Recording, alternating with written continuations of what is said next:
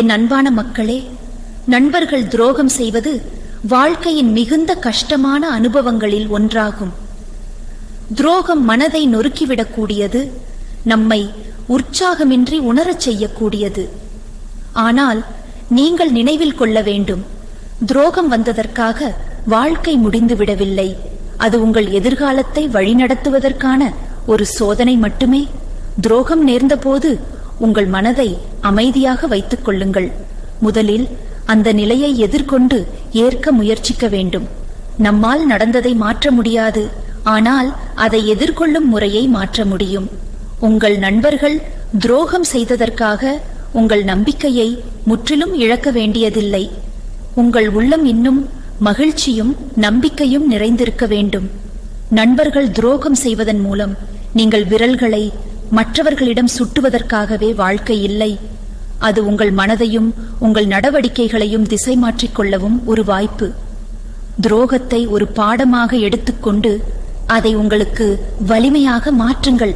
நீங்கள் எதை உணர்கிறீர்களோ அதை மனதில் வைத்து அழுகை, கோபம் அல்லது மனச்சோர்வு உங்கள் மனதை களங்கப்படுத்த விடாதீர்கள். துரோகம் செய்தவர்களை மன்னிக்க முயற்சியுங்கள். மன்னிப்பு என்பது அவர்களுக்காக அல்ல, உங்களுக்காகவே. உங்கள் இதயத்தை அவர்கள் செய்த தீங்குகளிலிருந்து சுத்தப்படுத்தவே மன்னிப்பு உதவும். ஆனால் மன்னிப்பதற்கான அர்த்தம் அவர்கள் மீண்டும் உங்கள் வாழ்க்கையில் நுழைவதை ஏற்பது என்று அர்த்தமில்லை. அவர்களால் நீங்கள் மீண்டும் பாதிக்கப்படாமல் தூரம் விலகி வாழலாம். துரோகம் ஒரு பயனற்ற அனுபவமாக இருக்காது. அது உங்கள் வாழ்க்கையில் உள்ள உண்மையான நண்பர்களை தேர்வு செய்யும் திறனை வளர்க்கும். உண்மையான நண்பர்கள் துரோகம் செய்ய மாட்டார்கள். அவர்கள் உங்கள் சவால்களையும் சிரமங்களையும் பகிர்ந்து கொள்வார்கள். துரோகம் உங்களுக்கு யாரால் உங்கள் வாழ்வை பாதுகாப்பாக பராமரிக்க வேண்டும் என்பதை அடையாளம் காண உதவும். துரோகம் செய்தவர்களை வெறுக்க வேண்டாம். வெறுப்பு உங்கள் உள்ளத்தை மேலும் பாதிக்கும். அதற்கு பதிலாக நீங்கள் தியானம் செய்து அமைதியை அடைய முயற்சியுங்கள். உங்கள் உள்ளத்தில் அழகு மற்றும் நம்பிக்கையை வளருங்கள். அவர்கள் உங்கள் மீது ஆத்திரம் அல்லது துன்பத்தை ஏற்படுத்தினாலும் அதை உங்கள் மனதை சுமைக்க விடாதீர்கள். உங்கள் வாழ்க்கையில் மாறாத ஒன்றை தேர்வு செய்யுங்கள். அது உங்கள் தர்மமும் உழைப்பும் செழிப்பும் ஆக இருக்க வேண்டும். துரோகம் உங்கள் சிந்தனையை மாற்றலாம், ஆனால் உங்கள் முயற்சியையும் வெற்றியையும் அது மாற்ற முடியாது. நீங்கள் துரோகத்தை தாண்டி முன்னேற வேண்டும்.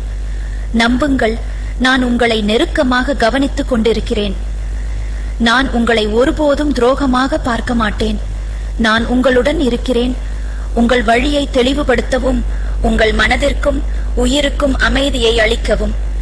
நண்பர்கள் துரோகம் செய்துவிட்டதாக நீங்கள் நினைக்கும் போது உங்கள் மனதை மீண்டும் அமைதியாக்கவும் உங்கள் வழியில் நம்பிக்கையுடன் செல்வதை கற்றுக்கொள்ளவும். துரோகம் இருந்தாலும் உங்கள் அன்பும் உறுதியும் அழியக்கூடாது. அதுவே உங்கள் வாழ்வின் ஒளியாக மாறும். நினைவில் கொள்ளுங்கள், துரோகம் உங்களை வீழ்த்துவதற்காக இல்லாமல் உங்களை உயர்த்துவதற்காக தான். உங்கள் வாழ்க்கையில் இது ஒரு சோதனை மட்டுமே. நீங்கள் தைரியமாக அதனை தாண்டி செல்லுங்கள். உங்கள் மனத்தில் சந்தோஷம் நிரம்பி வாழுங்கள். நான் உங்களை வழி நடத்துகிறேன். நம்பிக்கை தாங்கிய வாழ்க்கைதான் உங்கள் எல்லா பிரச்சனைகளுக்கும் தீர்வாகும். நீங்கள் தன்மானத்தோடு வாழ கற்றுக்கொண்டால் துரோகத்தை எளிதாக வெல்ல முடியும். உங்கள் நம்பிக்கையும் மன உறுதியும் உங்களை பாதுகாக்கும்.